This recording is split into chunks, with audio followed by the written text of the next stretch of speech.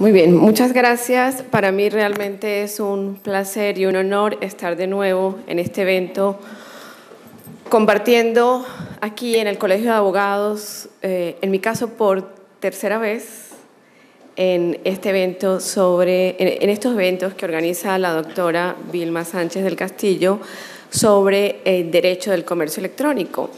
Y la verdad, aunque algunos expositores han destacado, yo quisiera también hacer énfasis en la labor de la doctora Vilma, porque no es fácil llegar a un quinto congreso en estos temas.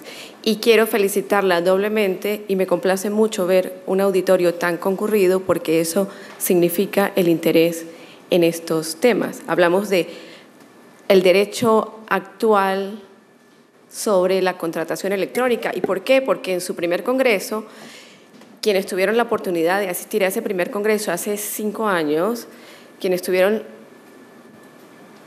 la dicha y el privilegio de escuchar durante tantas horas al profesor Rafael Illescas con los aspectos básicos del comercio electrónico, vamos a ver cómo esos aspectos básicos, y ya lo mencionó él, esos aspectos básicos siguen estando vigentes con el desarrollo de las nuevas tecnologías. Entonces, quería dedicar estas primeras palabras a la doctora Vilma Sánchez del Castillo, a la Comisión de Derecho Internacional que ha facilitado esta labor y, como les digo, no es fácil la continuidad, 5 años y contar con la presencia de uno de los más conocidos y destacados expertos internacionales en la materia, y para mí realmente también es un honor estar aquí y compartir con mi profesor porque todos somos parte de esta escuela. Yo hoy en día soy catedrática, pero para llegar a ser catedrática primero tuve que estudiar mucho, conocer a mis compañeros allá, Alejandro Bettoni, a Vilma, mis compañeros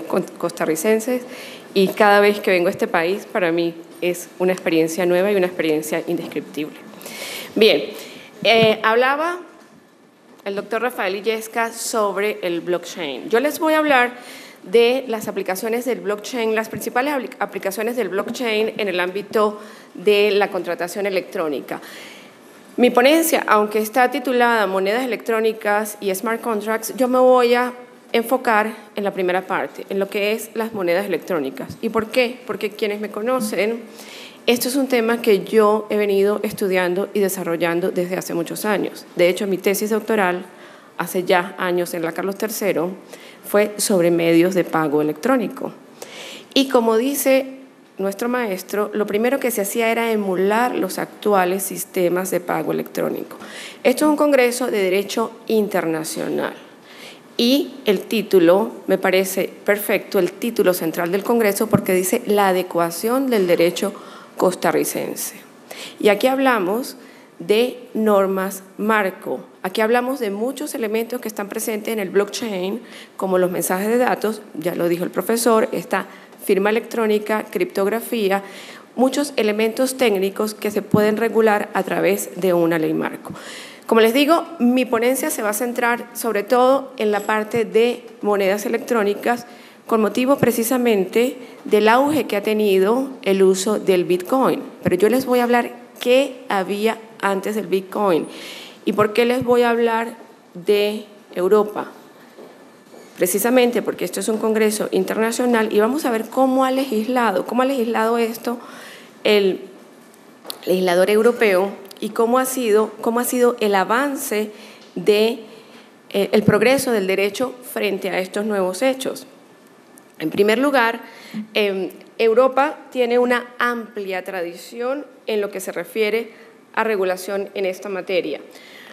Y hablamos de la electronificación de los sistemas de pago. Desde que Internet se desarrolla, Internet llega ya al ámbito del consumidor, en el business to consumer, se empieza la preocupación en diversas instancias europeas sobre la confianza y la seguridad en los medios de pago. ¿Por qué? Porque precisamente los medios de pago son los que van a agilizar esa transacción. En sus principios, la transacción se pagaba contra reembolso. La idea es diseñar un sistema de pagos que sea acorde precisamente con ese derecho de la contratación electrónica. Y Las primeras iniciativas regulatorias, porque no son de carácter vinculante, datan de finales de los años 80. En el año 87, en el año 90, se aprobaron distintas recomendaciones. ¿Qué quiere decir esto? Que no son instrumentos de carácter vinculante. Recomendaciones sobre todo al sector bancario. ¿Por qué? Porque esto, en el caso de las tarjetas electrónicas, esto estaba regulado vía contractual. ¿Qué quiere decir? El contrato marco como obligaciones y derechos de las partes. Pero a medida que va entrando la figura del consumidor y va haciendo este tipo de transacciones, este tipo de pagos, todos los riesgos que involucra el uso de una tarjeta, nos damos cuenta que realmente el consumidor está desprotegido. Y esto también lo mencionaba el profesor Rafael Illescas, el tema del consumidor. El tema del consumidor. Se plantea mucho regular o no regular. Hay cosas que efectivamente no se deben regular y ya lo vamos a ver. Aquí tengo, yo por falta de uno tengo 3 computadores, pero quiero leerle algunas noticias, sobre todo porque mucha gente le teme al uso del Bitcoin por los posibles usos ilícitos del Bitcoin. Entonces, ahí es donde se plantea, ¿vamos a regular? No vamos a regular, vamos a ver qué marco jurídico general tenemos. Y en el caso de las tarjetas, ¿por qué lo menciono? Porque las tarjetas, en los años que yo comencé a estudiar sobre tarjetas y mi primer documento de investigación fue sobre tarjetas, no existía legislación. Hoy en día, casi todos los países tienen regulación sobre las tarjetas, bien sea dentro del marco de regulación bancaria, dentro del marco de protección de consumidores o en una ley especial. ¿Por qué? A efectos de proveer seguridad jurídica, definir derechos y obligaciones de las partes. También tenemos otro instrumento de pago que es el dinero electrónico. Aquí yo quiero hacer énfasis en el uso de la terminología adecuada. ¿Por qué? Porque ya lo mencionaba también el profesor Illescas, cuando hablamos de las criptomonedas, ¿es el término más adecuado? Vamos a ver qué término usan los documentos legales.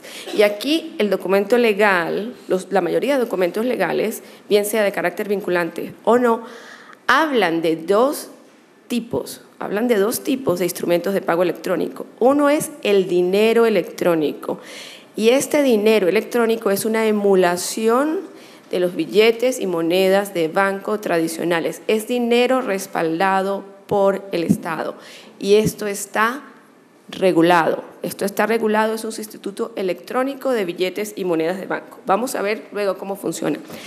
Las monedas virtuales, que son las denominadas criptomonedas, el Bitcoin, para hablar en términos que todos nos entendamos, no están reguladas. Y por eso se habla de si hace falta regulación, que han hecho los gobiernos, los países.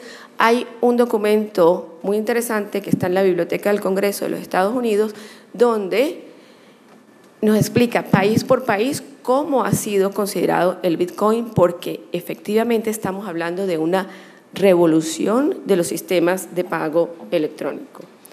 Bien, podemos ver que esto no es nuevo. Desde el año 1998, el Banco Central Europeo habla sobre la moneda electrónica. Hay un informe sobre dinero electrónico, pero aquí referido, insisto, al sustituto electrónico de billetes y monedas de banco.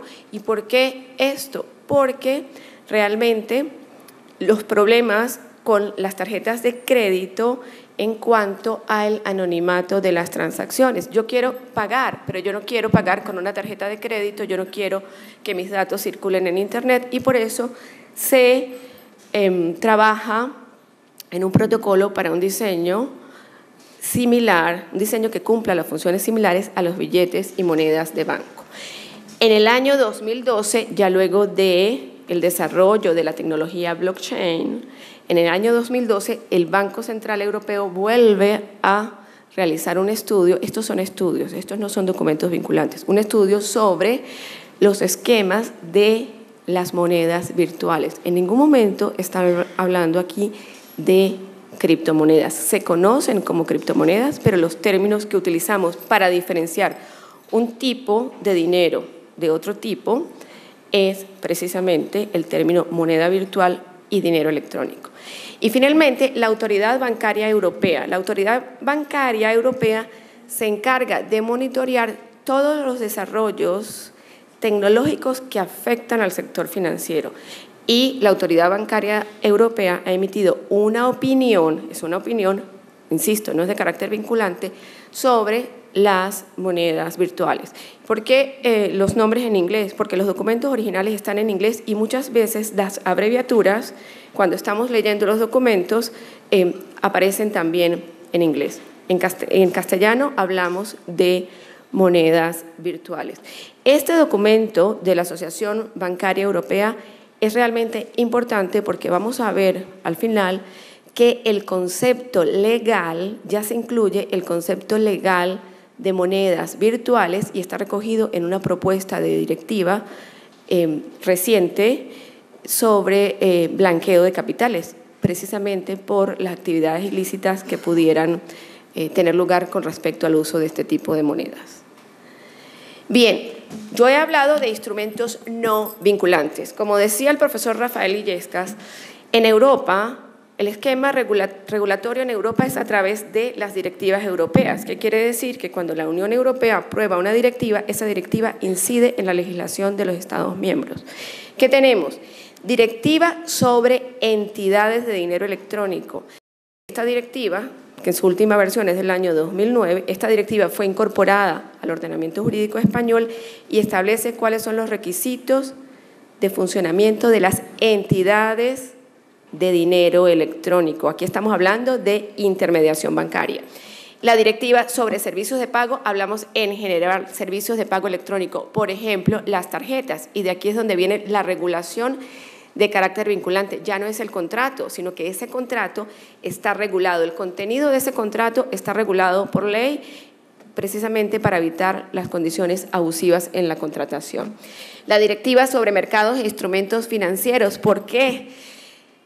Hemos hablado del Bitcoin en general y yo el tema técnico es un poco complicado para nosotros abogados, pero siempre es conveniente saber cuál es la tecnología que hay detrás de esto para podernos ubicar también en los problemas jurídicos.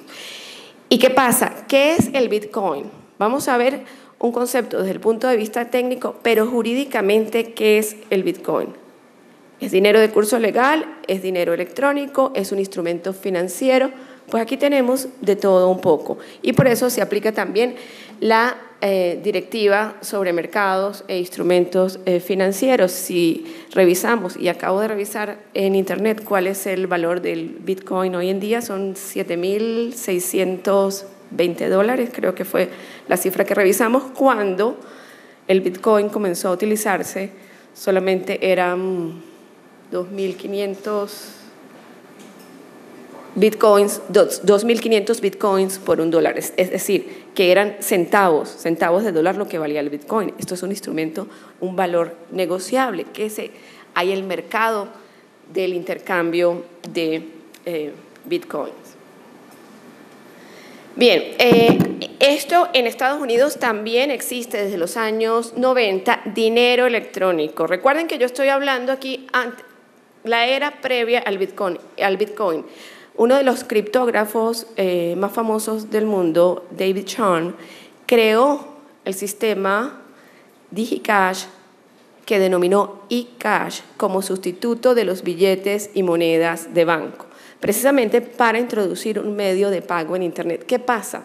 Que realmente el mecanismo es un poco complicado. Si lo comparamos con la sencillez que nos ofrece hoy en día la tecnología del blockchain, esto es complicado. Sin embargo, lo quiero explicar para que ustedes vean la diferencia entre un sistema y otro, porque este es el sistema que está regulado en la legislación europea. Ahí vemos el triángulo donde resalto en verde el banco, la institución financiera, porque recuerden que esto es un equivalente de monedas y billetes de curso legal. ¿Qué pasa? Que para yo hacer esto, yo tengo que tener primero una cuenta abierta en la institución financiera. Yo tengo que depositar el dinero. Si yo quiero tener $100 en mi billetera electrónica, yo tengo que transferir esos $100 al banco. El banco me emite un billete electrónico, un documento electrónico donde certifica y donde genera ese billete electrónico, usa criptografía también de clave pública y clave privada, y el banco me devuelve ese billete electrónico a mí, yo lo tengo en mi billetera. Cuando yo pago, y aquí es cuando dice la persona A envía el dinero digital a la persona B, esa persona lo recibe, pero esa persona no puede volver a usar el dinero, esa persona tiene que ir nuevamente a la institución financiera certifica que es un billete electrónico firmado por ella y hace una transferencia de fondos. ¿Qué quiero destacar aquí? La presencia siempre de los intermediarios en los sistemas electrónicos de pago, y el documento técnico de Satoshi Nakamoto comienza precisamente a hablar de esto, de que los sistemas siempre se han caracterizado por la intermediación financiera. Esto representa costos de intermediación, esto representa lentitud al sistema, aunque la gente confía realmente cuando está el Estado y cuando hay un banco. La idea de blockchain es que a través de todos los nodos, a través de la conexión, sean los mismos integrantes del protocolo los que brindan confianza a la operación. Esto se basa en confianza. Yo confío en el billete del banco, pero ese billete no tiene ningún respaldo en oro, simplemente es dinero que el banco emite y nosotros todos confiamos en ese dinero. Bien, ya hablamos de la directiva de entidad de dinero electrónico, nos da ese concepto del dinero electrónico y nos habla del valor monetario almacenado en un medio electrónico. Puede ser computador, puede ser una tarjeta inteligente con un chip donde yo almaceno ese dinero electrónico. Dice, emitido por una entidad de dinero electrónico. La entidad financiera no es cualquier persona, totalmente diferente al Bitcoin. Mediante recepción de fondos, ya lo expliqué, y aceptado como medio de pago por empresas distintas del emisor. La aceptación del medio de pago, porque esto es una emulación del dinero de curso legal. Nuevamente, insisto, la intermediación financiera. Aquí hay un sistema de pagos que la mayoría de las personas utilizan y es el sistema de pago PayPal. ¿Por qué PayPal es tan utilizado? Precisamente porque hay un mecanismo simple y hay intercambio de correo electrónicos, pero esto también está vinculado a un intermediario de servicios de pago, que es precisamente PayPal. Y podemos asociar el pago de PayPal a una tarjeta de crédito, a una cuenta bancaria. Nuevamente tenemos la intermediación financiera. Bien, esto es lo que sucedía antes. Ahora, ¿qué tenemos? Tenemos realmente una nueva revolución en los sistemas de pago electrónico. Primero pasamos de sistemas de pago tradicionales en papel a sistemas de pago electrónico con intermediación financiera, y ahora es una moneda descentralizada. Por eso mucha gente no entiende lo que es el Bitcoin, por eso mucha gente piensa que el Bitcoin es ilegal. Algunos países se han declarado en contra del Bitcoin, pero realmente el Bitcoin tiene su fundamento legal en los acuerdos contractuales. Ya lo decía el profesor Rafael Illescas, los principios del derecho del comercio electrónico, equivalencia funcional, inalteración del derecho preexistente de obligaciones del contrato, libertad contractual. Es un medio de pago, funciona como medio de pago de carácter privado. Esto sí es diferente. ¿Por qué? Porque aquí no hay la intermediación financiera. ¿Qué quiere decir esto? Que yo no puedo pagar con bitcoins en cualquier lugar, como puedo pagar con dinero de curso legal. Tiene que haber una aceptación, pero hoy en día la aceptación del bitcoin es muy amplia. Lo veremos más adelante en una de las láminas que les tengo preparado. ¿Y por qué hablamos de una verdadera revolución? Ya decimos, no hay intermediación en los sistemas de pago. Y aquí el documento técnico que les refería el profesor Rafael Illescas. ¿Quién es Satoshi Nakamoto? Nadie sabe quién es, nadie sabe si existe. Puede comunicarse con él a través de correo electrónico, pero fue el creador del Bitcoin y el documento se llama Bitcoin Peer-to-Peer Electronic Cash System. ¿Y en qué se basa él? Precisamente en la eliminación de esa intermediación financiera tradicional, uso de redes peer-to-peer más criptografía. Cuando hablamos de criptografía, hablamos de firma digital, precisamente de claves públicas y claves privadas, que es en lo que se basa el sistema. Yo pienso que el tema de criptomonedas es que viene de ahí, de la combinación de la criptografía, pero realmente recuerden que esto es tecnología, es protocolo blockchain. De hecho, el protocolo blockchain se crea para el diseño de esta moneda electrónica, entonces realmente no hay nada oculto porque todo está abierto a los participantes en la red. Y el mismo autor de este documento técnico define lo que es una moneda electrónica. Él tampoco habla de criptomonedas, él usa el término electronic money y habla de una cadena de firmas digitales, y una cadena de firmas digitales donde cada firma puede ser verificada por el siguiente usuario, es decir, las transacciones se registran, hay registro de transacción cronológica a través de sistemas de sellados de tiempo, y básicamente y esto es copia textual del documento de Nakamoto, donde explica cómo a través de clave pública y privada se van insertando los bloques en la cadena y está el proceso de verificación. Esto, como les digo, es muy técnico, es muy difícil de explicar y comprender si ustedes no tienen noción de qué es una firma digital, cómo se genera la firma digital, y por eso tan importante la formación y tan importante la difusión de este tipo de eventos, y yo los motivo a estudiar más, a profundizar más en estos temas, ustedes como abogados, para que vean los retos que realmente nos impone la tecnología. ¿Qué es y cómo funciona? Ya dijimos que es una moneda virtual. ¿Cómo funciona? A través de tecnología blockchain. Vemos ahí los nodos donde se registran las transacciones. Tenemos la posibilidad de obtener bitcoins a través de un procedimiento de minería, que es un procedimiento de resolución de problemas matemáticos que fue ideado también y se explica en el documento. En este caso, los bitcoins se generan como premio para la resolución de esos problemas matemáticos.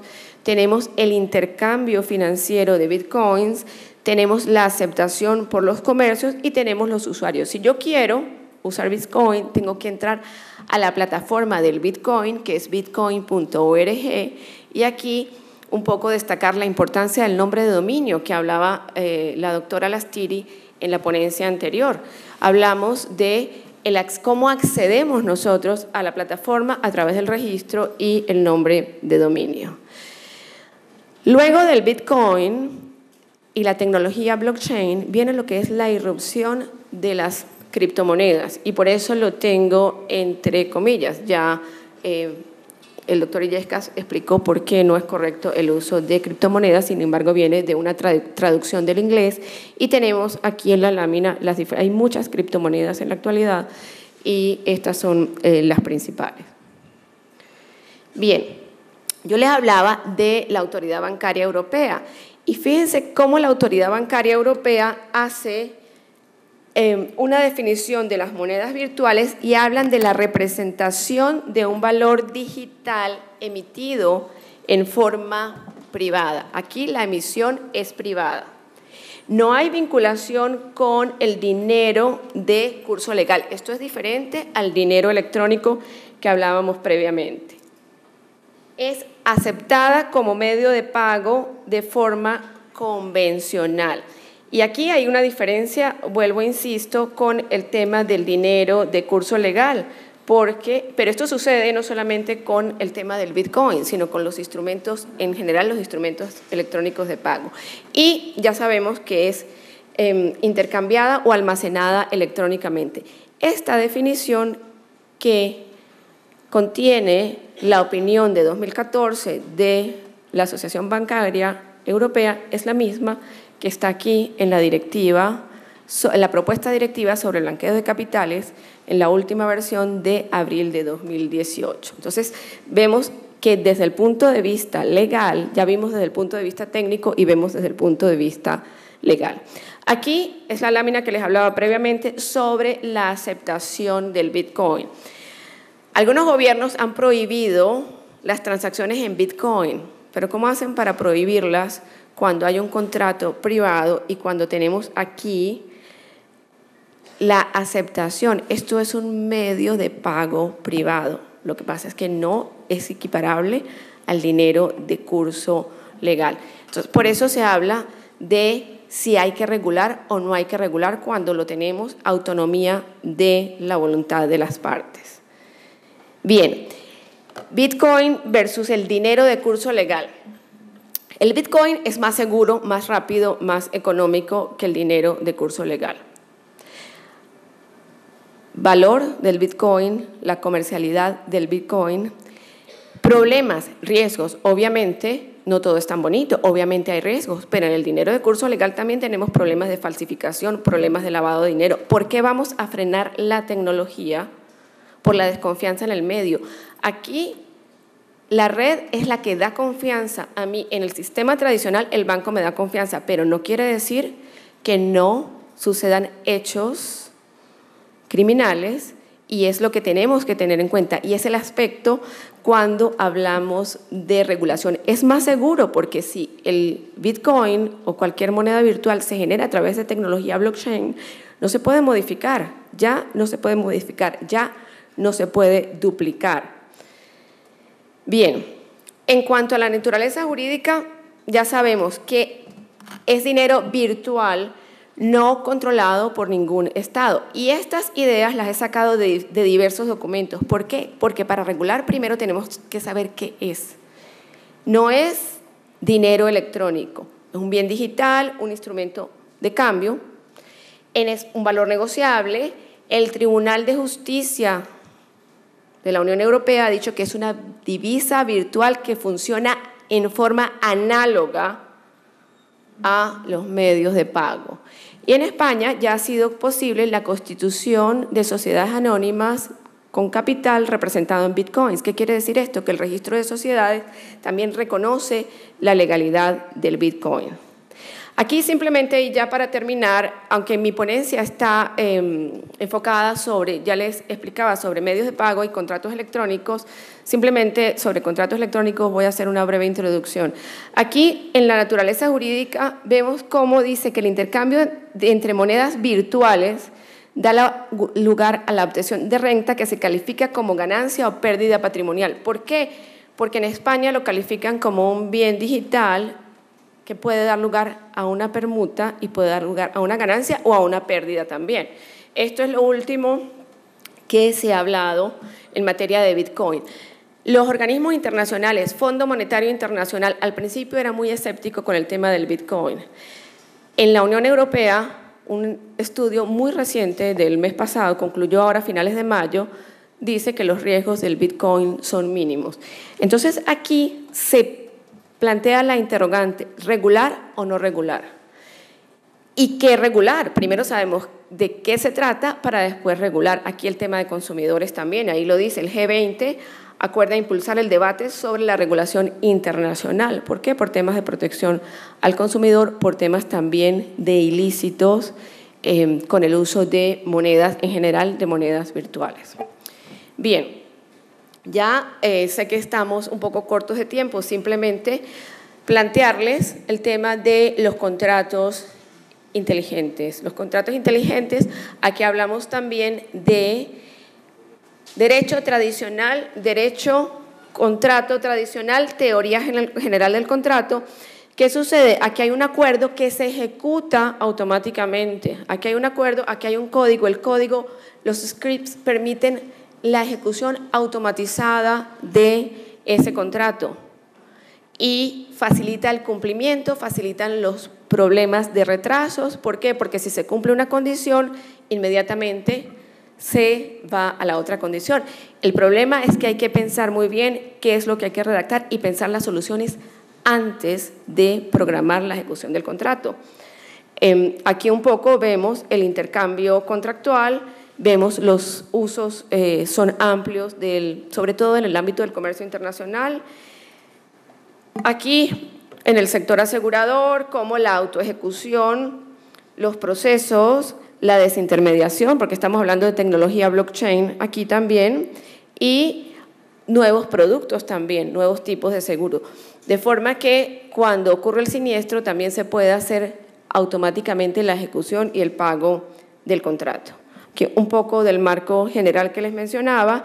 Y ya para terminar y ver, se ha creado un observatorio en el ámbito de la Unión Europea. Hay un grupo de trabajo y esto se creó en febrero de 2018, precisamente porque sí se apuesta a la tecnología del blockchain, pero hay que observar para después regular y determinar cuáles son los aspectos regulatorios que debe incluir una posible norma sobre este aspecto. Y bien, ya simplemente para terminar, quiero dejarles una invitación en la presentación. Me señalaron como secretaria general de la Federación Iberoamericana de Asociaciones de Derecho Informático. Todos estos temas de actualidad se tratarán también en Panamá. Durante la celebración de este evento tuvimos la oportunidad de realizar uno aquí en Costa Rica y hablaremos de precisamente esas tendencias actuales del derecho de la contratación electrónica. Yo he de decir que ustedes son muy afortunados de poder contar en su propio país con un evento de esta naturaleza que consecutivamente se ha repetido a través de 5 años, porque no tienen que viajar, no tienen que desplazarse.